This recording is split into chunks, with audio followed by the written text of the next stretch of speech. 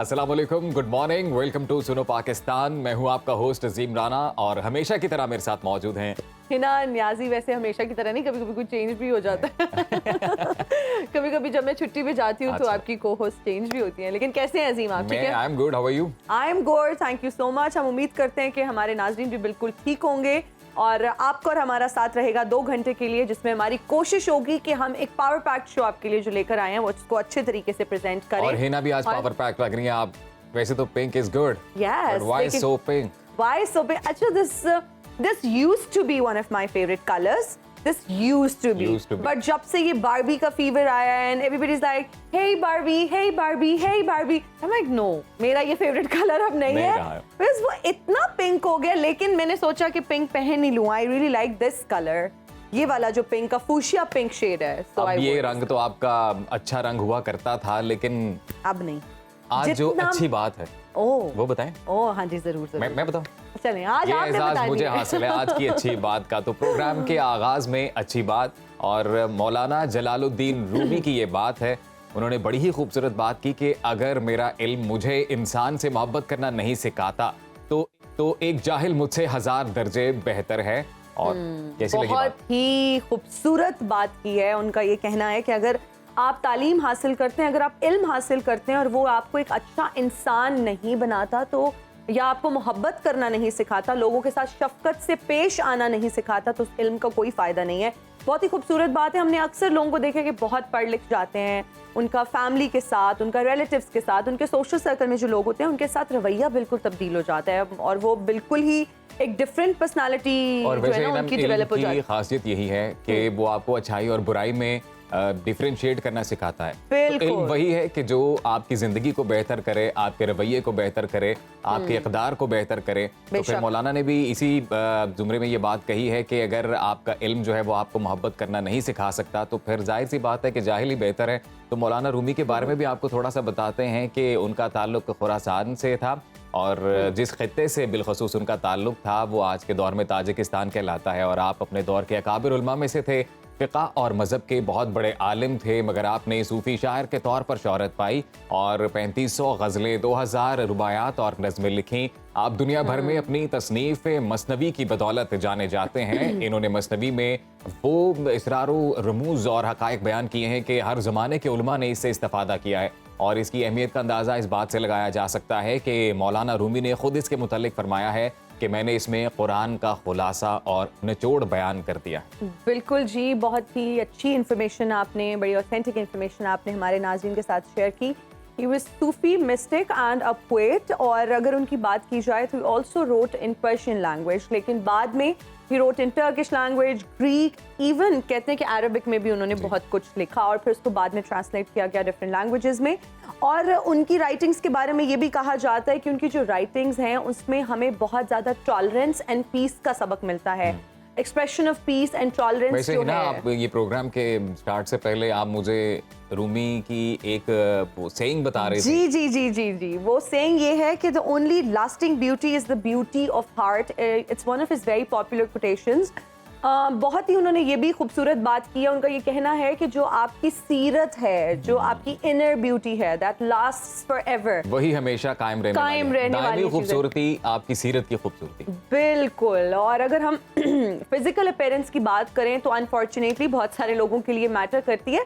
I think matter करनी भी चाहिए। अगर आप प्लेजेंट लुकिंग हैं, आपकी पर्सनालिटी भी अच्छी है, अगर आप खुश या खूबसूरत हैं और आप खूब खुश शक्ल हैं, बिल्कुल खुश शक्ल। लेकिन वैसे एक और भी बात यहाँ पर है कि आमतौर पर ये तस्वुर किया जाता है कि जो शख्स शक्ल सूरत का खूबसूरत नहीं है तो वो सीरत का भी खूबसूरत, वो सीरत का खूबसूरत होगा और जो शक्ल सूरत का है उसकी सीरत इतनी अच्छी नहीं होगी। लेकिन ऐसा नहीं होता।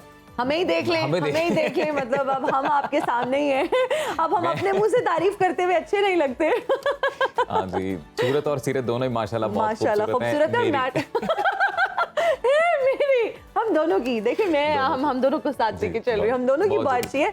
और मैटर भी बहुत करता है जी। अगर आप खूब शक्ल हैं, आपकी खूबसूरत शक्ल है, और अगर आप खूब सीरत भी हैं तो फिर तो क्या ही हसीन इम्तिजाज है। बहुत ही एक अच्छा कॉम्बिनेशन है। सो कोशिश ये करें कि जब आप किसी से बात करें, किसी से इंटरेक्ट करें, तो दिल आज़ारी किसी की ना हो, खूबसूरत बात करें, प्यार से बात करें। आज की डिस्कशन का जो क्रक्स था वो ये है कि प्यार बांटें, और अगर आपकी तालीम आपको प्यार, मोहब्बत, शफकत नहीं सिखाती तो फिर उस तालीम का कोई फायदा नहीं है। फिर दोबारा आप नर्सरी क्लास में एडमिशन लें और दोबारा तालीम हासिल करें। बहुत जरूरी है। प्रोग्राम आगे बढ़ाते हैं और बात करते हैं। गुज़िश्ता रोज एक बड़ा वाक़या पेश आया जी।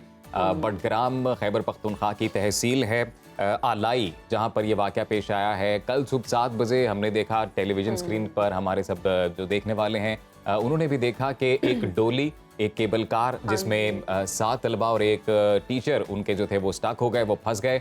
और उसकी वजह ये बनी कि जी 2 चूंकि वो तारें थी, 2 केबल थी जिन पर वो डोली जाती थी, और इस डोली का जो इस्तेमाल किया जाता था वो एक इलाके से दूसरे इलाके में ट्रैवल करने के लिए ये बनाई गई थी। कोई सियाहती डोली ये नहीं थी।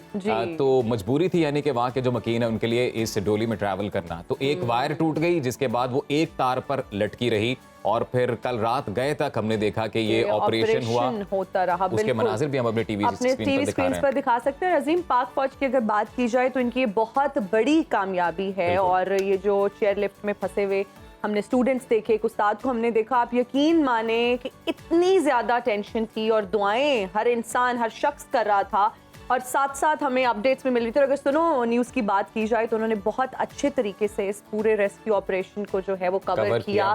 उनकी बहुत अच्छी कवरेज थी, लम्हा बलम्हा सूरत हाल थी वो अपने नाज़रीन तक पहुंचाई। लेकिन इस हवाले से बात करना जो ज़रूरी है वो ये है कि नो डाउट कि हमारे जो जवान हैं, पाक फौज के जो जवान हैं, वो हमा वक्त तैयार रहते हैं, और जब भी कोई आफत आती है, किसी नागहानी सूरत हाल का सामना करना पड़ता है, तो सबसे पहले अवाम भी जिस इदारे की जानिब देखती हैं वो अफवाज पाकिस्तान है, और वो बिल्कुल कभी उन्होंने मायूस नहीं किया। मैं कल भी हमने देखा किस तरह से एक SSG कमांडो जो है वो हवा में लटका हुआ था, मुअल्लक था, और जिस तरह वो डोली थी उसके साथ ही, इसके लिए भी जिगरा चाहिए, जिगरा चाहिए। और वो इतना, वो देख के मेरे तो दिल को कुछ हो रहा था। तो मुझे हाइट फोबिया है वैसे भी, और जब वो मैं देख रही थी कि वो ऊपर से नीचे लटक के, फिर वो कम्युनिकेशन डेवलप करने की कोशिश की जा रही थी, और डोली भी जो थी वो बिल्कुल एक एंगल में बिल्कुल टिल्ट होके नीचे की तरफ लटकी हुई थी। तो बहुत ज्यादा वो तकलीफ दे मनाजिर थे, बहुत ज्यादा। सबने, आई एम श्योर हमारी पूरी कौम ने बहुत ज्यादा दुआएं की, और ये जो ऑपरेशन है ये सक्सेसफुल रहा।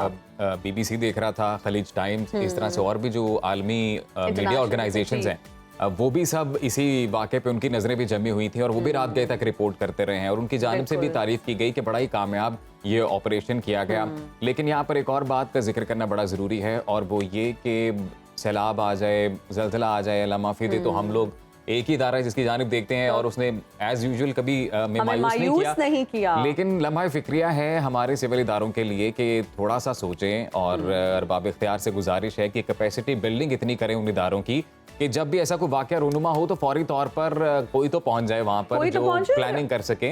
अजीम, आप ये देखें कि सिविल इदारों की क्रेडिबिलिटी पे कितना बड़ा क्वेश्चन मार्क है कि खुदा न खास्ता जब भी कोई इस तरह का नेचुरल डिजास्टर होता है, कोई सैलाब आ जाता है या ज़ल्ज़ला आ जाता है, तो हम जब भी हमने देखा है पाक फौज के जवान आगे होते हैं। पाक फौज की कोशिशों के बाद ही इस तरह की सिचुएशन से लोगों को रेस्क्यू किया जाता है। लेकिन अनफॉर्चुनेटली अगर हम अपने सिविल इदारों की बात करें तो कोशिशें चलें वो हमें करते हुए नजर आते भी हैं, लेकिन उनकी कोशिशें जो हैं या तो वो इनफ नहीं होती, या फिर कल जब मैं ये सारी फुटेजेस देख रही थी, और सुनो न्यूज़ की ही मैं ये ट्रांसमिशन जो भी थी न्यूज़ में जो भी चल रहा था मैं सुन रही थी, उसमें अजीम ये कह रहे थे कि हमारे पास रिसोर्सेज की कमी है। तो रिसोर्सेज की कमी का ख्याल इनको तभी आता है जब कोई इस तरह की अनफॉर्चुनेट सिचुएशन का सामना करना पड़ता है। वैसे रिसोर्सेज की कमी का अंदाजा तो इस बात से भी लगा सकते हैं कि वो जिस तरह से बच्चे स्कूल जाने के लिए ट्रैवल कर रहे हैं, कि आप उस तरह से अंदाजा लगा लें कि वो रोजाना जो है वो रिस्क ले रहे हैं। बहरहाल जी, एक अच्छी बात इस सारे हादसे में ये रही कि हमने हमारे इदारों ने रेस्क्यू कर लिया कामयाबी से इन बच्चों को और टीचर को। तो जी कंग्रेचुलेशंस। अब आगे बढ़ते हैं और मईशत की बात कर लेते हैं, क्योंकि मईशत के मैदान से कोई अच्छी खबरें नहीं आ रही हैं, और डॉलर जो है वो रिकॉर्ड सतह पर पहुंच गया। रुपए की रिकॉर्ड डेप्रिसिएशन हुई है। अगर हम बात करें बिलखसूस तो 0.63% जो रिकॉर्ड लो प्राइस है हमारी रुपए की वो हो गई है। इंटरबैंक में डॉलर 299 रुपए पर ट्रेड हो रहा है। और इस तमाम तर सूरत हाल की क्या वजह है, ये मुल्क किस जानिब बढ़ रहा है, बिलखसूस मईशत किस जानिब बढ़ रही है, इसी पर बात करते हैं। हमारे साथ माहिर मईशत खाकान नजीब साहब मौजूद हैं। खाकान साहब, बहुत शुक्रिया सर आपके वक्त का, कैसे आप? अल्लाह का शुक्र जी, thank you for having me. Thank you sir. Sir बताइएगा कि निगरान हुकूमत के आते अगर हम मईशत की बात करें तो उसको रिवर्स गियर लग गया है और डॉलर जो है वो तकरीबन 300 तक पहुंच गया है। स्टॉक मार्केट की अगर बात की जाए तो मुसलसल उसमें हम देख रहे हैं कि मंदी का वो शिकार है। आप क्या समझते हैं कि हालात में या मईशत में बेहतरी कब तक आ सकती है और कैसे आ सकती है? पाकिस्तान की मईशत जहाँ पे खड़ी है, मैंने बारहा कहा है कि पाकिस्तान की मईशत में जब तक हम स्ट्रक्चरल या फंडामेंटल तब्दीली नहीं करेंगे हर चीज़ में, तो ये जो डिफ़िकल्टी है इसको रिमूव करना मुश्किल होगा। इससे मेरा मतलब ये है कि पाकिस्तान की मईशत में एक्सपेंडिचर के भी रिफॉर्म चाहिए, टैक्स के भी रिफॉर्म चाहिए, एनर्जी सेक्टर के भी रिफॉर्म चाहिए। सो ये कोई भी हुकूमत पिछले 10, 15, 20 साल से हमें ये सीखने को मिला हर हुकूमत के साथ कि जब तक हमने कलीदी काम नहीं किए तो मईशत में मुश्किलें बढ़ती ही रही। इसके साथ साथ ऑफ कोर्स फ्लड्स ने हमें इम्पैक्ट किया, उससे हमारी पैदावारी सलाहियत कमज़ोर हुई, बल्कि ओवरऑल पैदावार कमज़ोर हुई। अगर आप जून के नंबर्स देखें तो जो मैन्युफैक्चरिंग है वो 10% सुकड़ गई है पिछले साल से कंपेयर करें। अब जो कीमतों का बढ़ना है वो एक लोगों पर बोझ है, उसके कई वजूहात हैं। एक वजह उसकी ये है कि पाकिस्तान की जो करेंसी है उसकी जो डिप्रिसिएशन है वो अफेक्ट कर रही है। दुनिया भर में तेल की कीमत बढ़ी, वो अफेक्ट कर रही है। कमोडिटी प्राइसेस बढ़ी, वो अफेक्ट कर रही हैं। हमारी पैदावारी सलाहियत कम हुई, वो अफेक्ट कर रहा है।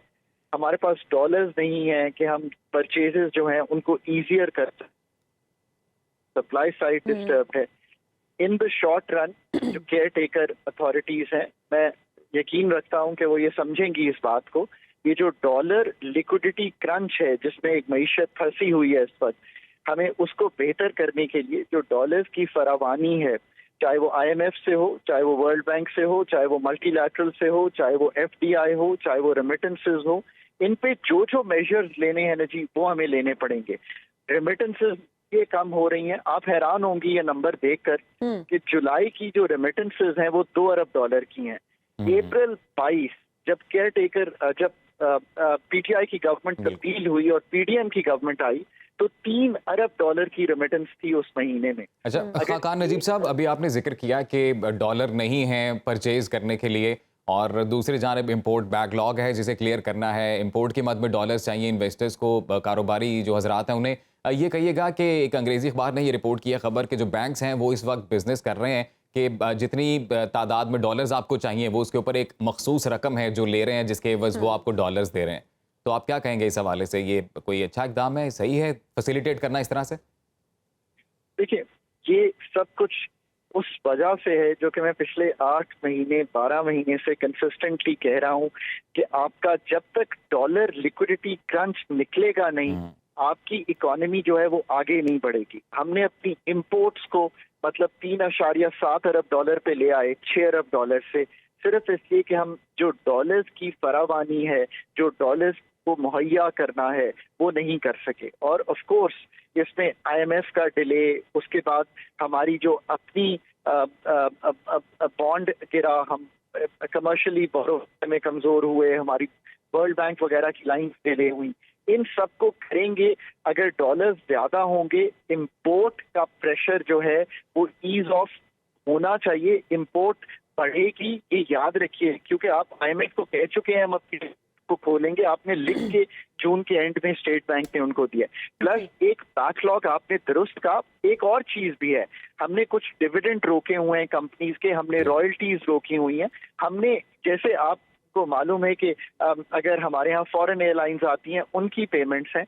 इन सब चीजों के बैकलॉग को तभी निकाला जा सकता है जब हम पाकिस्तान की डॉलर लिक्विडिटी क्रंच को ईज करेंगे टू इंश्योर कि हम एक इकोनॉमी को इस इक्विलिब्रियम से निकाल के एक नए इक्विलिब्रियम में ले जाएं जिसमें पाकिस्तान की जो सस्टेनेबिलिटी है ऑफ ये जो मैक्रो नंबर्स इस वक्त डिस्टर्ब्ड हैं वो क्रिएट हो लोगों के लिए। मैं खान नजीब साहब, जैसे ये हम देखते हैं कि डिमांड एंड सप्लाई का ये मसला है डॉलर्स के हवाले से, बिलखसूस जब हम जिक्र कर रहे हैं, तो दूसरी जानिब डॉलर होर्डिंग का भी जो है वो एक ट्रेंड हमारे मुल्क में बड़ा नुमाया है, तो ये कितना खतरनाक है?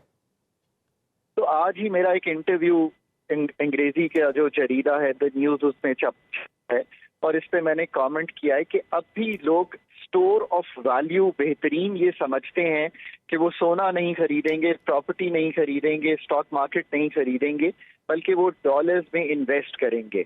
और इसलिए जो हमारी कर्व मार्केट, जिसको आप एक्सचेंज मार्केट कहते हैं, उसमें इस वक्त एक खिंचाव है डिमांड का, प्लस बहुत सी चीजें हम जो इंटरबैंक में डील करते थे अब हम बाहर की मार्केट में डील कर रहे हैं, उसकी वजह से एक खिंचाव है जिसको आप होर्डिंग कहते हैं, मैं कहता हूँ स्टोर ऑफ वैल्यू है ये जो बनी हुई है, वहाँ इस वक्त एक खिंचाव है मार्केट में।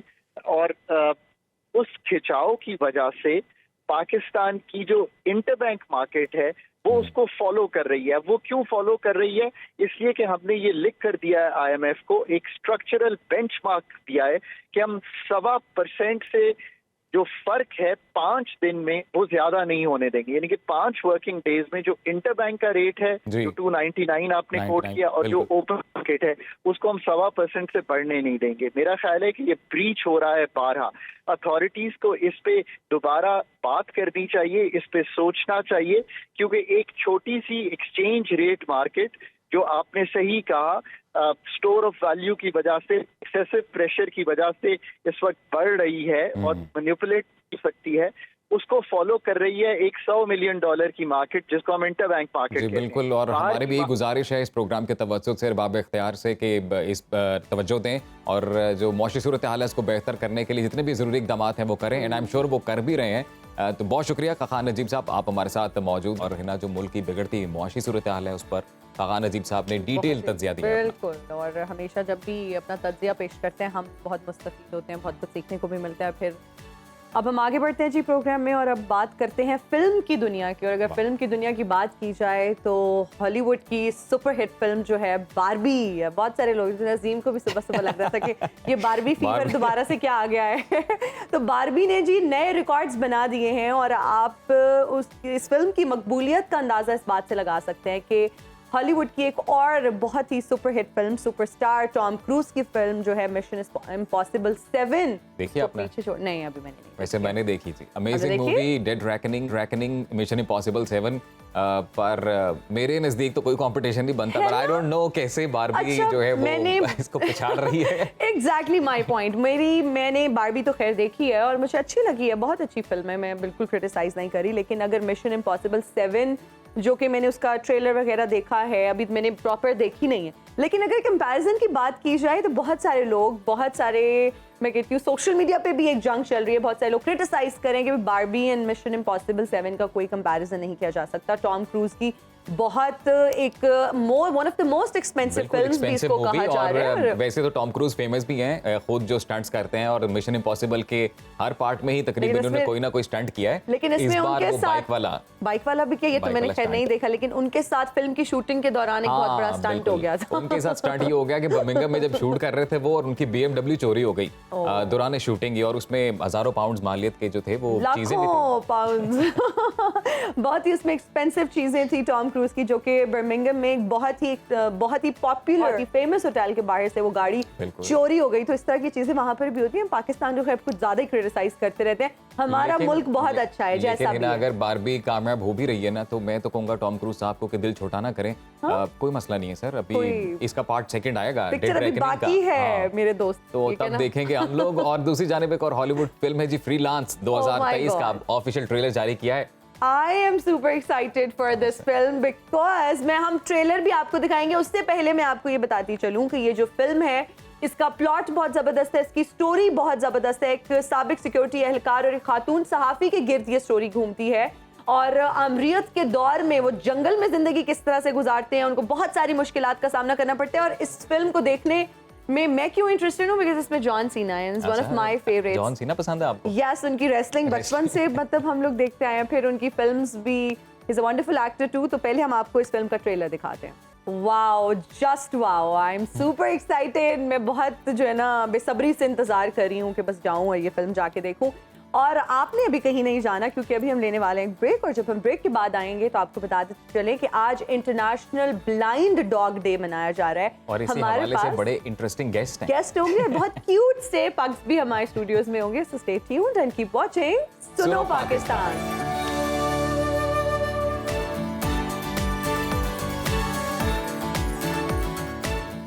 हाजिर हैं ब्रेक के बाद। आप देख रहे हैं सुनो पाकिस्तान और आज इंटरनेशनल ब्लाइंड डॉग डे मनाया जा रहा है।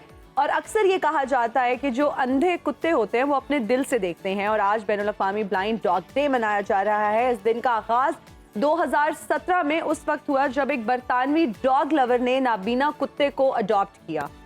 और बैनुल अक़वामी ब्लाइंड डॉग डे एक ऐसा इवेंट है जिसमें दुनिया भर के जो नाबीना कुत्ते हैं उनके मालिकान हैरत अंगेज चीज़ों का मुशाहिदा करते हैं और जो बिसारत से महरूम कुत्ते हैं उनकी देखभाल करते हैं। और इस दिन जो ब्लाइंड डॉग्स हैं बिलखुसूस उनको ट्रिब्यूट एक दिया जाता है। इस हवाले से हमने एक रिपोर्ट तैयार की है, पहले आप वो रिपोर्ट देखें फिर हम अपने गेस्ट से बात करेंगे इस हवाले से। पाकिस्तान समेत दुनिया भर में आज बैनुल अक़वामी ब्लाइंड डॉग डे मनाया जा रहा है, जिसका मकसद नाबीना कुत्तों से इजहार मोहब्बत और इनकी देखभाल के तरीकों पर गौर व फिक्र करना है।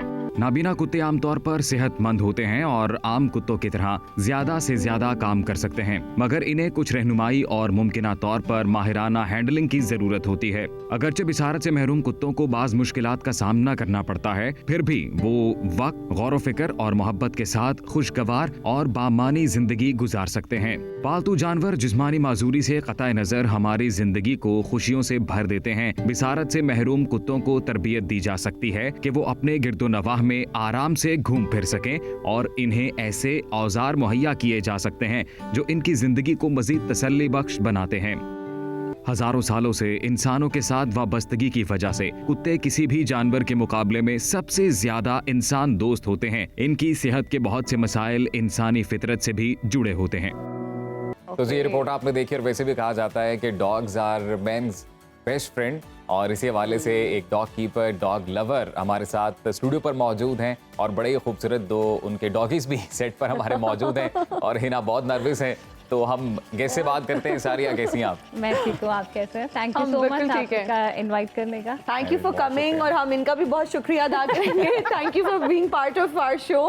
कैसे हैं आप दोनों? आई कैसी हैं थिंक वो ठीक है, वो सही है। अच्छा, सबसे पहले तो इनके नाम बता दें आप सारिया, क्या नाम है? ये मालिन है और ये 3 साल की हैं अच्छा। और ये रूपर्ट हैं। ये इस मार्च में पैदा हुए थे, ओके। तो अभी वो बहुत छोटे हैं। मार्लिन एंड रूपर्ट हमारे साथ आज शो में मौजूद हैं। तो सारिया, हम चूंकि आज कह लें कुत्तों की वफादारी पे बात कर रहे हैं कि जो ब्लाइंड होने के बावजूद भी अपने जो मालिक हैं उनके साथ किस तरह से अटैच रहते हैं, तो हमने ज़्यादातर ये देखा है कि जिस तरह से इनकी केयर की जानी चाहिए, जिस तरह से इनका ख्याल रखा जाना चाहिए, उस तरह से अमूमी तौर पर नहीं रखा जाता। तो आपने चूंकि बड़े ही मोहब्बत से पाले हुए ये दोनों कुत्ते, तो किन चीज़ों का बुनियादी तौर पर ख्याल रखा जाना चाहिए जब आप कोई डॉग अडॉप्ट कर रहे हैं या अब आपने सोचा है कि अब मैं डॉग कीपर बनूँ? हमारे यहाँ शायद सबसे पहले पाकिस्तान में ये नहीं बताया जाता। हम जानवर कोई भी हो, चाहे बिल्ली है या कुत्ता है, हम उसको लेने चले जाते हैं, हम खरीदने इवन चले जाते हैं, हम पैसे भी खर्च करते हैं। मतलब जब रूपर्ट पैदा हुआ था तो बहुत से लोगों ने मुझे मैसेज करके कहा था कि हम इसको ख़रीदना चाहते हैं ये वो, और मैंने पर्सनली एक खातून को मना किया था कि आप एक वर्किंग लेडी हैं, आप एक कुत्ता ना ही रखें घर में तो बेहतर है, बिकॉज कुत्ता हमेशा ज़्यादा आपसे टाइम मांगता है। और जैसे ये पग है, और आपको सबसे पहले खुद सीखना चाहिए कि आप कौन सा जानवर लेके आ रहे हैं घर में, हाँ जी। उसकी क्या हेल्थ रिक्वायरमेंट्स हैं, उसको माहौल कैसा। अब ये पग्स हैं, ये गर्मी में नहीं रह सकते। ओके, तो वेयर डू दे लिव? इनके लिए क्या कोई स्पेशल आपके साथ ही रहते हैं, आपके रूम में? हर जगह।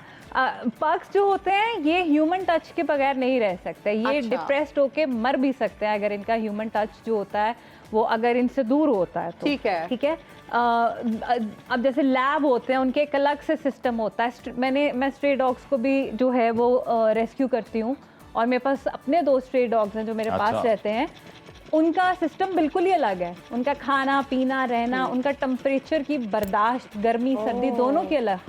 हर ब्रीड जो होती है ना उसकी अलग होती है। तो मैं यही कहूँगी तमाम देखने वालों को कि अगर आपको बिल्ली भी रखनी है, कुत्ता भी रखना है, आप उस ब्रीड के बारे में पहले पढ़ लें। आप किसी डॉक्टर से, आप किसी या ऐसे जो लोग जो रख चुके हैं, जैसे मुझे 18 साल हो गया तकरीबन कुत्ते रखते हुए, तो ये मेरी पहली छोटी ब्रीड है। अच्छा। एक्चुअली ओके, तो सारे इनका ख्याल किस तरह से रखना पड़ता है? अगर खाने की बात करें, बहुत सारे लोगों का एक परसेप्शन ये बना हुआ है कि बहुत एक्सपेंसिव डॉग फूड खरीदना पड़ता है और वो आपको यहाँ से तो अवेलेबल मतलब बहुत मुश्किल से मिलता है, बहुत अच्छे ग्रोसरी स्टोर्स से आपको मिलता है या फिर हाई एंड आप सुपर स्टोर से ले सकते हैं। तो आप इनको क्या खिलाती हैं? मैं ब्रांड ज़ाहिर नाम तो नहीं ले सकती, लेकिन मैं ये कहूँगी कि अभी पाकिस्तानी ब्रांड एक दो बहुत अच्छे हैं जो आप अपने डॉग को दे सकते हैं, जिनमें से लाहौर का इवन एक ब्रांड है जो आप अपने डॉग को दे सकते हैं। और बहुत बड़े बड़े स्टोर से नहीं मिलता, इनके अपने स्टोर्स होते हैं जिनसे इनकी एसेसरीज, इनका खाना, इनकी सारी चीज़ें मिलती हैं। उसके अलावा लोग बहुत रोटियां भिगो के डालते हैं। ये भी हमने देखा है, दूध में भिगो के रोटी। हाँ जी, थोड़ा सा दूध जो होता है वो डॉग के लिए बहुत थोड़ा खतरनाक होता है। खालिस आपको उसमें अगर 1 गिलास दूध है तो उसमें एटलीस्ट 2 गिलास पानी डालना चाहिए, वरना उसको फिर डायरिया हो सकता है और वो बहुत खासकर पप के लिए बहुत मसला हो सकता है। और रोटियां भिगो के डालना हर वक्त तो अच्छी बात नहीं है, एक आधा टाइम पे ठीक है। बाकी उसकी जो नेचुरल ग़िज़ा है वो गोश्त है जो उसको एटलीस्ट हफ्ते अच्छा, में सारे 2 ये बार बताएं देना कि बड़े खूबसूरत, बड़े क्यूट से पपीज़ हैं ये दोनों, और हमारी जो होस्ट है हिना वो बहुत डरी हुई थी इनको देखकर। अभी भी डरी हुई है बहुत ज़्यादा। बहुत ज़्यादा। तो ये बताएं कि इनको ट्रीट किस तरह से किया जाना चाहिए? अगर आप ये, या तो आपने एक डिसीजन ले लिया कि अब आप एक कुत्ता रखने जा रहे हैं, या फिर अचानक से आपके सामने कोई आ गया है तो उस सिचुएशन में कैसे करना चाहिए? पग्स इम्पॉसिबल है ट्रेन करने के लिए।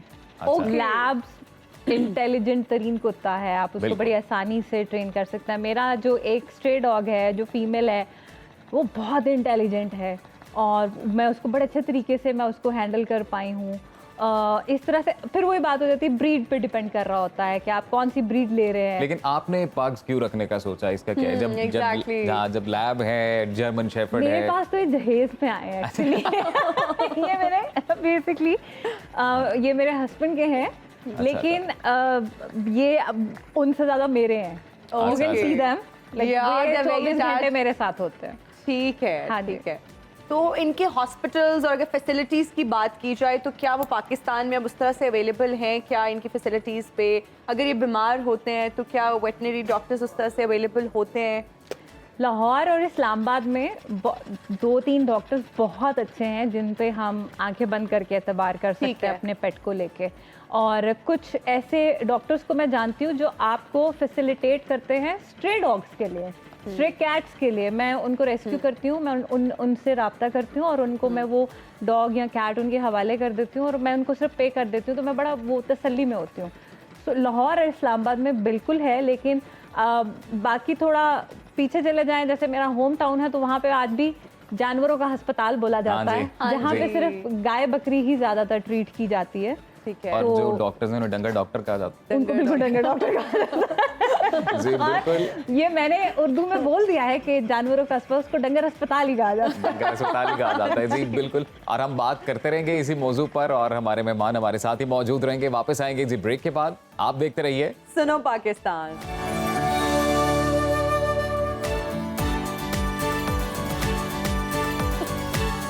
Welcome back after the break जी। तो चूंकि हमारे साथ रूपर्ट भी मौजूद हैं और मार्लिन मौजूद हैं और इनकी जो ऑनर हैं, जो इनकी कीपर हैं सारिया, वो भी मौजूद हैं। तो बात करते हैं, डॉग्स के हवाले से बात हो रही थी। तो सारिया, आप ये बताएं कि इस ब्रीड के बारे में आप बड़ा एक स्पेसिफिक नॉलेज जो शेयर कर रही थी हमारे साथ ब्रेक में, वो हमारे नाज़रीन को भी बताएं, क्योंकि आई एम श्योर काफ़ी लोग हैं जिनको पग्स रखने का बड़ा शौक है। पग्स पाकिस्तान में बहुत कम है, बहुत कम मैंने देखे हैं। और 1-2 ऑनर्स के साथ मेरा डायरेक्ट मतलब हम लोग राब्ते में होते हैं टू गेट द इंफॉर्मेशन कि ये मेरे कुत्ते को हो गया। पाकिस्तान में बहुत कम है। लेकिन अगर मैं ये कहूँगी कि अगर आपको घर में ऐसा कुत्ता चाहिए जिसको ज़्यादा वॉक या भागना दौड़ना, मतलब भागना दौड़ना हर कुत्ते का हक भी है, अल्लाह ताला ने उसको इतनी ताकत दी होती है, लेकिन ये बेसिकली ये लैप डॉग है क्योंकि ये नेचुरली पैदा नहीं हुआ, ये कुदरती तौर पे पैदा हुआ कुत्ता नहीं है। इसको बनाया गया था चाइना में ताकि ये बादशाहों की गोद में ऐसे बैठ सके। तो वो इसीलिए तब से रिलैक्स होकर मेरे को बैठे हुए हैं। तो पूरा दिन हम यही करते हैं, हम ऐसे ही टीवी देखते हैं, हम ऐसे ही, मैं एप्पल खाती हूँ तो हम लोग सारे मिलके एप्पल खा रहे होते हैं जी। तो ये अगर आपको घर में ऐसा कुत्ता चाहिए तो आप इसको रख सकते हैं, बिल्कुल रख सकते हैं। बड़े काम डॉग्स हैं ये, लेकिन ये बहुत जेलस भी हो सकता है। अगर इसकी आपने अगर तवज्जो किसी और को दे दी तो ये बहुत जेलस हो सकते हैं। अच्छा, ऐसे सारे इनको देख के लग रहा है कि इनकी आंखों में आंसू हैं, इनकी आंखों में खुशी के आंसू वेट लग रही है। आप पहली बार टीवी पे आएंगे खुशी के बगैर आंसू। किसी स्ट्रगल के, तो खुशी के ओके तो ये कैसे रिएक्ट करते हैं जब ये अगर ये कैसे पता चलेगा कि ये जेलस हो रहे जेलस हैं? हो रहे हैं। आजकल ये जो है ये मुझसे बहुत तवज्जो मांगती है, और मार्लिन जो है, तो जब ये फिर एक दूसरे को धक्का मारेंगे, अच्छा अच्छा हाँ, और कभी कभी आपस में लड़ाई शुरू हो जाएगी, लाइक जैसे हम लोग बहन भाई नहीं लड़ रहे होते, नहीं अम्मी मेरी है। हाँ जी ओके सो दैट्स सिमिलर वैसे, टू हाँ। ह्यूमंस। लेकिन आप ये कहें कि ये बहुत छोटे हैं और ये किसी और आपके घर में कोई बिल्ली या कुत्ता घुसा है और ये लड़ेंगे नहीं, पग्स बहुत जल्दी रिएक्ट करते हैं और ये बाकायदा अपनी हाइट वाइट नहीं देखते, ये लड़ने पहुंच जाते हैं। मतलब इसकी जो मदर है वो जर्मन शेफर्ड से लड़ी हुई है बाकायदा। अच्छा नहीं, अब ये बताएं कि ये एक तो शौक है, शौक की हद तक तो बात समझ आ गई। दूसरा हमने ये देखा है कि मोस्ट ऑफ द टाइम लोग कुत्ते इसलिए रखते हैं कि सिक्योरिटी के लिए, Safety and सेफ्टी के लिए, तो उसमें पग्स की क्या स्पेशलिटी है? पग्स के लिए तो आपको खुद एक गार्ड रखना पड़ेगा। They are very expensive dogs. अच्छा। आप मतलब बहुत पैसे खर्च करके, एक तो अगर बहुत अच्छी आपने ब्रीड खरीदी है, मतलब ये और इसकी मदर पाकिस्तान में पैदा हुए हैं, इससे पिछली सारी नस्लें बाहर की पैदावार है, अच्छा, तो अच्छा, वो एक्सपेंसिव डॉग हो जाता है। मैं ज़ाती तौर पे बोलूँगी तो एक जर्मन शेफर्ड बहुत अच्छा है अगर आपको गार्ड करना है, वरना आपको स्ट्रे पपी उठाइए, उसको अच्छे तरीके से ट्रेन कीजिए, एक तो वो ज़्यादा बीमार नहीं होता है, हाँ जी, इम्यून होते हैं वो। सेंसिटिव नहीं होते, इम्यून sensitive होते नहीं हैं। और वो बहुत अच्छे गार्ड डॉग्स होते हैं। अच्छा लोग जो है वो क्यों प्रेफर करते हैं सारी पेडिग्री डॉग्स के लिए, किसी बड़ा नस्ल पे गौर किया जाता है कि इनके जो पेरेंट्स हैं वो कहाँ पे हैं, किस कंट्री के हैं? देखिए जी, घोड़ा तो नस्ल से पहचाना जाता है, तो अब कुत्ता भी नस्ल से पहचाना जाता है। ओके तो सारे आप इनका ख्याल किस तरह से रखती हैं? क्या इनके लिए भी प्रॉपर शॉपिंग करती हैं? आप इनकी ड्रेसेस का कुछ हमें बता रही थी, फिर इनके नेल्स मैं देख रही हूँ, उसके हवाले से भी थोड़ा सा बताइए, क्या काटने पड़ते हैं इनके नेल्स, फाइल करने पड़ते हैं? वो सब कुछ वो हर डॉग का करना पड़ता है। पग्स थोड़े से सेंसिटिव होते हैं अपनी स्किन के मामले में। इनकी जिल्द जो होती है वो बहुत जल्दी जो है जरासीम काबू कर सकती है और वो बहुत जल्दी उस पर रिएक्शन भी शुरू हो सकता है। कपड़े जो होते हैं, ये मौसम इनके कपड़ों के लिए बिल्कुल अच्छा नहीं है। ये देखें, अभी तक वो ऐसे सांस ले रही है क्योंकि अभी तक उसको थोड़ी गर्मी लग रही है। सर्दियों में फिर इनकी मौज होती है। हालांकि हम अपने देखने वालों को बताएं कि अच्छा खासा टेम्परेचर यहाँ पर नहीं, मुझे ठंड लग रही है, ठंड लग रही है, लेकिन उसके लिए अभी भी गर्मी है। ओके वो अभी तक अपने आप को ठंडा करने का, मतलब he is fine, he is okay. सारे जितने भी ये पेट लवर्स हैं, जितने भी लोग अपने घर पे इस तरह के पेट्स रखते हैं, उनको कोई मैसेज अगर आप देना चाहें आज के दिन के हवाले से? ये रूपट ने मैसेज दे दिया। रूपट कह रहे थे कि हमारा ख्याल रखें, रूपट कह रहे हैं हमारा ख्याल रखें और हमसे मोहब्बत करें। ये रूपट ने मैसेज दे दिया आज के दिन के मुनासिबत से। तो जी आपने कहीं नहीं जाना, हमारा और आपका साथ अभी है। हम वापस आएंगे ब्रेक के बाद। देखते रहिए सुनो पाकिस्तान।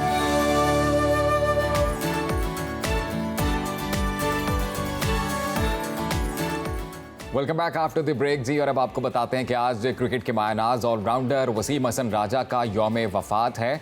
इनसे मुतालिक थोड़ी इन्फॉर्मेशन आपके साथ हम शेयर करेंगे कि वो लंदन में एक क्लब मैच के दौरान फील्डिंग जब कर रहे थे, उसी दौरान दिल का दौरा पड़ने से इंतकाल कर गए थे। और उनके भाई रुमीज़ राजा भी पाकिस्तान क्रिकेट टीम का हिस्सा रहे हैं और सभी जानते हैं रुमीज़ राजा साहब को वैसे, और बैन अल-अक़वामी सतह पर बेहतरीन खिलाड़ी और माहिर की हैसियत से नामो मकाम रखते हैं। वसीम राजा दाएं हाथ से गेंद करने वाले लेग स्पिन बॉलर थे, वो गुगली भी फेंकते थे और बाएं हाथ से जारहाना बैटिंग करने वाले मिडिल ऑर्डर बल्लेबाज थे। उन्होंने पाकिस्तान की तरफ से आखिरी टेस्ट मैच न्यूजीलैंड के खिलाफ 1985 में खेला था। नाज़रीन, वसीम हसन राजा की आज 17वीं बरसी मनाई जा रही है, इस पर भी बात करेंगे। इसके अलावा आगे क्रिकेट सीजन आने वाला है और अगर कल के मैच की बात की जाए तो पाकिस्तान ने अफगानिस्तान के खिलाफ जो है वो कल मैच बेहतरीन शानदार कामयाबी बिल्कुल हमने हासिल की है। इस सारे मामले पर गुफ्तगू करेंगे। इस वक्त हमारे साथ मौजूद हैं senior sports analyst, cricket encyclopedia के नाम से भी जाने जाते हैं, और क्रिकेट की अगर बात करें तो इनका तज्जिया बहुत ही एक्यूरेट है, आपके मेरे हम सब के बहुत फेवरेट मिर्जा इकबाल बेग साहब। मिर्जा साहब गुड मॉर्निंग, कैसे हैं आप? बहुत बहुत शुक्रिया है ना, सुबह खैर, इतना अच्छा तारुफ कराने का आपका बहुत बहुत शुक्रिया। आपको भी और अजीम को भी सुबह खैर। मिर्जा साहब आप डिजर्व करते हैं तारुफ सर, हम लोग बड़े शौक से आपका तज्जिया सुनते हैं क्रिकेट से मुतालिक जब भी होता है। बिल्कुल। तो मिर्जा साहब, हम मैच पर बात करने से पहले हम चाहेंगे कि आप पाकिस्तान क्रिकेट का एक अजीम सितारा वसीम हसन राजा की आज 17वीं बरसी मनाई जा रही है, क्या कहेंगे? देखिए है ना, वसीम राजा एक ऐसे क्रिकेटर थे कि जिन्होंने बड़े दिलेराना अंदाज से बैटिंग की, और जिस तरह मैं पैकेज का सुन रहा था कि 900 से ज्यादा रन उन्होंने वेस्ट इंडीज की पेस बैटरी के खिलाफ बनाए। Michael holding, Andy Roberts, Malcolm martial, ये वो बॉलर्स थे कि जो दुनिया के बैट्समैनों के लिए मुश्किलात पैदा करते थे। और उस वक्त बगैर हेलमेट के जो पाकिस्तानी टीम 1978 में वेस्ट इंडीज के दौरे पर गई, 1976 में, तो उस वक्त बगैर हेलमेट के खेलते थे लड़के, और उन्होंने बड़ी अच्छी परफॉर्मेंस दी। आप देखिए, इंटरेस्टिंग चीज ये कि इनके वालिद जो थे राजा सलीम अख्तर मरहूम, वो ब्यूरोक्रेट थे, पंजाब के चीफ सेक्रेटरी भी रहे। और दिलचस्प बात यह है कि रमीज राजा जो थे वो फैसलाबाद में पैदा हुए, जिस वक्त उनके वालिद की पोस्टिंग फैसलाबाद में थी, और वसीम हसन राजा मुल्तान में पैदा हुए, उनके वालिद की पोस्टिंग मुल्तान में थी। तो पूरे पाकिस्तान में घूमते रहते थे, लेकिन वसीम राजा जैसा ऑलराउंडर पाकिस्तान क्रिकेट में नहीं आया। खुद वहां मौजूद था 23 अगस्त 2006 को इंग्लैंड में पाकिस्तानी क्रिकेट टीम गई हुई थी। मैं कमेंट्री के लिए गया हुआ था रेडियो पाकिस्तान की, तो वहां हमें खबर मिली कि वसीम राजा का इंतकाल हो गया। हालांकि उनकी उम्र इतनी ज्यादा नहीं थी, लेकिन बस अल्लाह ताला ने उनको बुला लिया। उनके 2 बेटे हैं और उन्होंने एक अंग्रेज खातून से शादी की। वो टीचर भी रहे, गवर्नमेंट कॉलेज लाहौर से उन्होंने पॉलिटिकल साइंस में MA किया। उसके अलावा वहाँ वो मैथ्स, फिजिक्स वगैरह पढ़ाते थे। तो एक अजीम खिलाड़ी थे। यकीनन आज आप लोगों ने उनका जिक्र करके उनकी याद ताज़ा कर दी। मिर्ज़ा साहब, राजा ख़ानदान के बारे में ओवरऑल आप क्या कहेंगे? वैसे तो आपने अभी मोटी मोटी बातें बताई भी हैं, लेकिन बिलखसूस क्रिकेट के लिए जो इस फैमिली की खिदमात हैं सर, उस हवाले से भी कुछ जिक्र करें आप। अजीम, इनके वालिद राजा सलीम अख्तर खुद भी क्रिकेट खेलते थे, और वसीम राजा को देखकर रमीज राजा ने क्रिकेट शुरू की। और इनके वालिद कहते थे कि रमीज राजा से ज्यादा टैलेंटेड क्रिकेटर है वसीम राजा। और फिर इनके एक और भाई ज़हीम राजा क्रिकेट खेले, लेकिन इस फैमिली का कंट्रीब्यूशन खासतौर पर जिस तरह से रमीज पाकिस्तान के कप्तान बने, 92 का वर्ल्ड कप जीतने वाली टीम के रुकन थे। आखिरी जो कैच लिया गया वो रमीज राजा ने लिया वर्ल्ड कप 1992 का, 25 मार्च 1992 का। और फिर उसके बाद जिस तरीके से उन्होंने सर्व किया, मैं समझता हूँ इस फैमिली की खिदमात है। राजा, और इनके नाम से इंक्लोजर भी है लाहौर के गद्दाफी स्टेडियम में, राजा इंक्लोजर। जी मिर्जा साहब, पाकिस्तान के पहले जो है वो वनडे में अफगानिस्तान को 142 रन के बड़े मार्जिन से शिकस्त दे दी है। तो आप बेहतरीन कारकर्दगी के बारे में क्या कहेंगे? और आगे एशिया कप भी है, फिर वर्ल्ड कप भी है, तो कौमी टीम का मोराल आपको क्या लगता है कितना बुलंद होगा? देखिए है ना, लोग कहते हैं कि विक्ट्री हैज मैनी फादर्स, और अगर हार गए तो वो यतीम होती है, शिकस्त जो होती है, और उसका कोई पूछने वाला नहीं। पाकिस्तान जीत गया है, और जीत जो है वो तमाम खामियों को छुपा देती है। हमें खुशफहमी में नहीं मुब्तला होना चाहिए। हमारा बॉलिंग अटैक इस वक्त दुनिया का one of the best bowling attack है। जो हमारे 3 फास्ट बॉलर्स हैं, शाहीन शाह अफरीदी, हारिस रऊफ और नसीम शाह। लेकिन असल हमारे लिए मसला हमारी बैटिंग का है कि हमारे बैट्समैन उस तरह से जो है परफॉर्म नहीं कर पाए। कल भी अफगानिस्तान के खिलाफ ये 5वां टोटल वनडे मैच था, और कल भी हमारी टीम ऑल आउट हो गई। हम पूरे 50 ओवर नहीं खेल पा रहे, जो हमारे लिए एक लम्हे फिक्रिया है। और जिस तरीके से मिडिल ऑर्डर आपका वल्नरेबल रहा, और जैसे स्पिनर्स के खिलाफ हमारी कारकर्दगी रही, आप देखें पाकिस्तान की जो 8 बैट्समैन थे वो अफगानी स्पिनर्स की बॉलिंग का शिकार बने, जिससे आप अंदाजा लगा सकते हैं कि स्पिनर्स पे हमारी टीम को और ज्यादा मेहनत करना पड़ेगी। और क्योंकि एशिया कप और वर्ल्ड कप जनूबी एशिया में हो रहा है, एशियाई विकेटों पर हो रहा है, तो यहाँ मुश्किल होगी, यहाँ गेंद टर्न होगा, ब्रेक होगा, तेज विकेटें नहीं होंगी।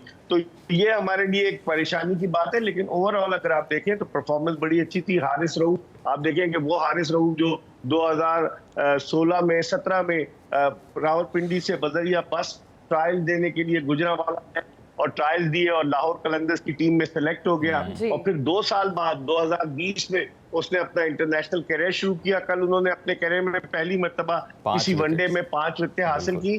तो हारिस रऊफ भी इम्प्रूव कर रहा है। वो एक ही टेस्ट खेला था इंग्लैंड के खिलाफ रावलपिंडी में, लेकिन उसने अपने आप को शॉर्टर वर्जन का बेहतरीन बॉलर मनवाया। चाहे वो T20 और T20 में उनकी 82 विकेटें आप अंदाजा लगा लें, चाहे वो वनडे इंटरनेशनल मैचेस हो, लेकिन टेस्ट में वो सिर्फ एक ही टेस्ट खेले और एक ही विकेट ली। पाकिस्तान के लिए शाहीन शाह अफरीदी जैसा बॉलर मौजूद है जो इनिंग्स के आगाज में ब्रेक थ्रू देता है, और दुनिया भर के बैट्समैन खाइफ होते हैं, कोचेस खाइफ होते हैं कि शाहीन शाह अफरीदी शुरू के ओवर्स में जो विकेटें गिरा देता है उससे मुखालिफ टीम पर दबाव पड़ जाता है।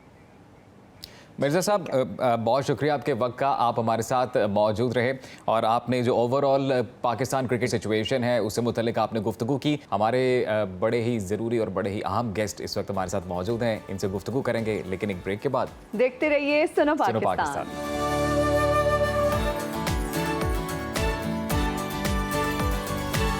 Welcome back after the break. और जी 2 अहम मौज़ूआत हैं जिन पर आज हम गुफ्तगू करेंगे और इन्हीं मौज़ूआत पर बात करने के लिए अपनी अपनी फील्ड के एक्सपर्ट्स भी हमारे साथ सेट पर मौजूद हैं। जंक फूड से मुतल्लिक बात करेंगे, डॉक्टर ज़ैनब हमारे साथ न्यूट्रिशनिस्ट हैं, और इसके अलावा आपको अपना लिबास किस तरह से पहनना चाहिए और लिबास इंसान की पर्सनैलिटी को कैसे डिफ़ाइन करता है, इस पर बात करेंगे। हमारे साथ इमेज कंसल्टेंट हैं हामिद सईद साहब।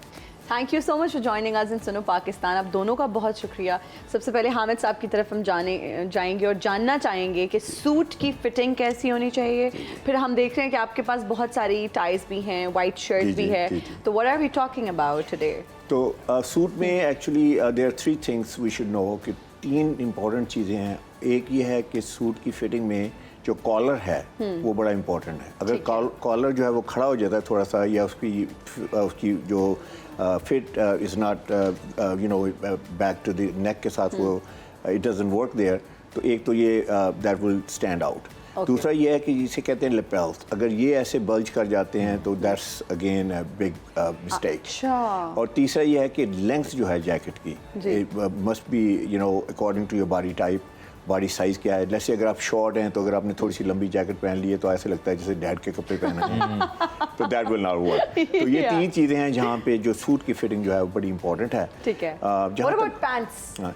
पैंट्स आई मीन पैंट्स एक तो है कि वो एक सिंड्रोम चल रहा है, मॉम सिंड्रोम, कि अम्मी जान ने कहा था कि लंबी पैंट पहननी है इसलिए कि अभी बड़ा होना है आपने, तो लंबी पैंटें अभी अब बड़े हो गए हैं लेकिन अभी भी लंबी पैंटें पहन रहे हैं। अगले साल भी पूरी आएंगी। अगले साल भी पूरी आएंगी। तो उसमें जो पैंट की लेंथ बड़ी इंपॉर्टेंट है। पैंट की लेंथ जो है वो इट शुड बी जैसे आपके जहाँ शूज़ के लेसेस हैं, इट शुड जस्ट किस the top of the shoes, that's the right length. Okay, अगर उससे आप लंबी पहनते तो देन इट्स टू लॉन्ग। और दूसरी बात है कि पैंट की फिटिंग बड़ी इंपॉर्टेंट है।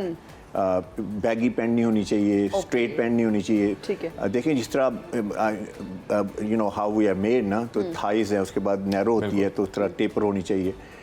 पैंट इज़ वेरी इंपॉर्टेंट क्योंकि आप यूजुअली जैकेट तो उतार लेते हैं ना, तो शर्ट और पैंट में आप नज़र आते हैं, और पैंट में अगर सपोज बड़ी ब्लाउजी सी लगती है तो it seems like you did something in your pants, so that looks terrible. आपकी पैंट की फिटिंग बड़ी अच्छी होनी चाहिए। वैसे ज़ैनब, जिस तरह से आबिद साहब ने बड़ा ज़बरदस्त डिफाइन किया कि जो सूट है वो जितना फिटिंग में होगा उतना अच्छा लगेगा, लेकिन उसके लिए बॉडी फिट होना भी ज़रूरी है। और फिर हम जंक फूड खाते हैं जब, तो उससे बॉडी आउट ऑफ शेप होती है, वो फिटिंग से बाहर जाती है। तो अब जंक फूड के बारे में बताएं, इसको कैसे कंट्रोल करना चाहिए और खाने से क्या नुकसान होता है? अच्छा, सबसे पहले तो हमें ये क्लैरिफाई कर लेना चाहिए कि जंक फूड होता क्या है, क्योंकि बहुत सारे लोग जो हैं वो नान चनों को या बहुत पाए निहारियाँ, बहुत सारे ऑयली चीज़ें या जिनको हम तरी वाली चीज़ें कहते हैं, वो उनको भी जंक फूड में काउंट नहीं करते। I count them. क्यों? क्योंकि वो भी आपकी बॉडी को उसी तरह से हार्म कर रही होती हैं। आप ये कहें कि मैं बर्गर, पिज़्ज़ा, फ्राइज़ नहीं खा रहा, लेकिन मैं 3 प्लेटें निहारी खा रहा हूँ, उसके साथ 4 नान मैंने खाए और 1 बोतल भी ऊपर से पी ली, तो क्या वो जंक नहीं है? वो जंक है। और आपकी और आपके बच्चों की जो ज़िंदगी है, आप ये समझ लें कि हम खुद जहर ख़रीद के ख़ुद को ख़राब कर रहे हैं, तबाह कर रहे हैं।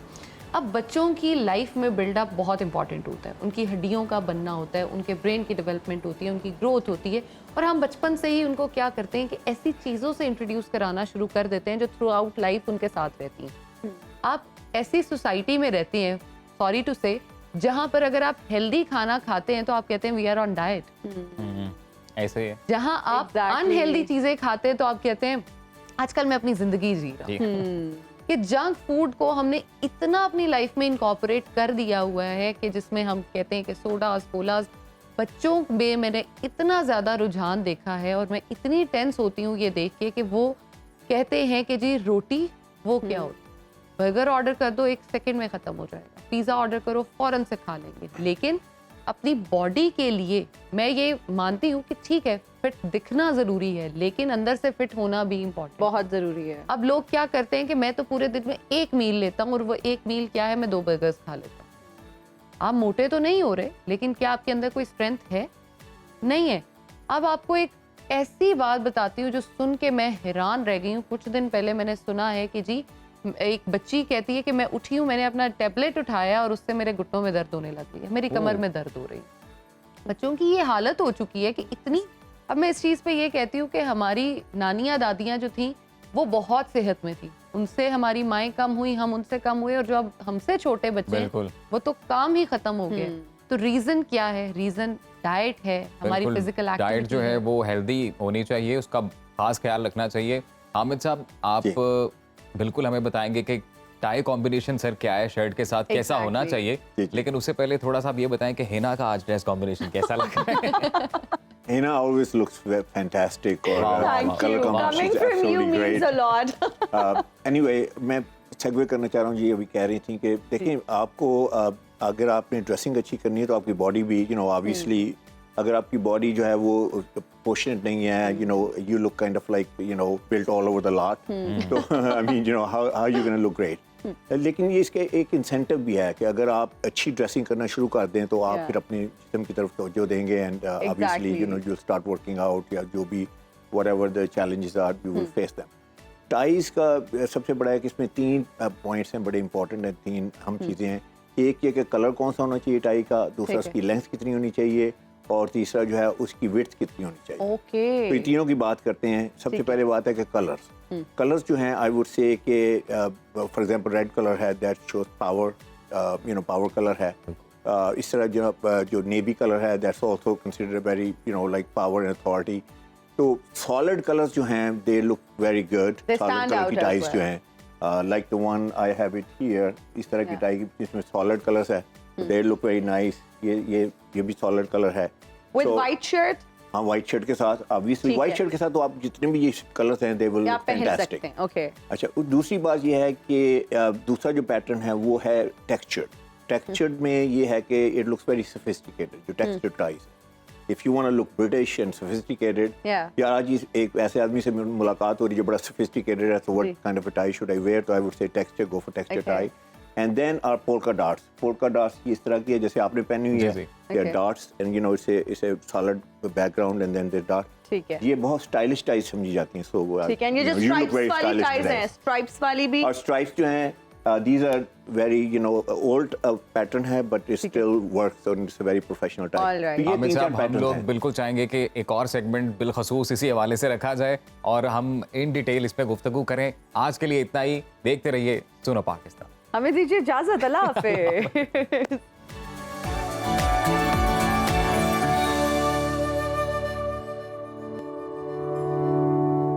हर वक्त बाखबर रहना वक्त का तकाजा है, बर वक्त बाखबर रखना हमारा फरीजा है। अभी सुनो न्यूज़ के YouTube चैनल को करें सब्सक्राइब, बेल आइकन पर करें क्लिक और मुल्की और गैर मुल्की खबरों से रहें बाखबर, यकीन के साथ।